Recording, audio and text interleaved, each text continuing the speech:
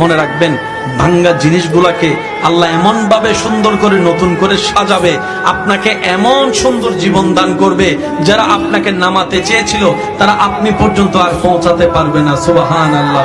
যারা আপনাকে টেনে ধরে নামাতে চেয়েছে তারা অনেক পিছনে পড়ে থাকবে, আপনি রবের রহমত নিয়ে অনেক দূরে এগিয়ে থাকবেন।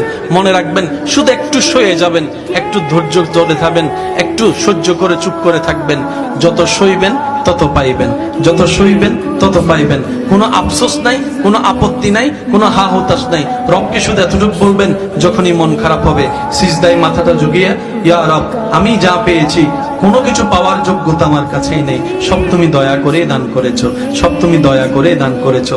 একটা জিনিস পাওয়ার যোগ্যতা আমার নাই, এই চোখ পাওয়ার মতো যোগ্যতা আমার কাছে নেই, এই কান শোনার মতো কান আমার কাছে নেই। আল্লাহ, কোনো কিছুরই পাওয়ার যোগ্যতা নাই, তুমি দয়া করে দেখার জন্য দুইটা চোখ দিয়েছো, তোমার দরবারে শুকরিয়া। সুবহানাল্লাহ।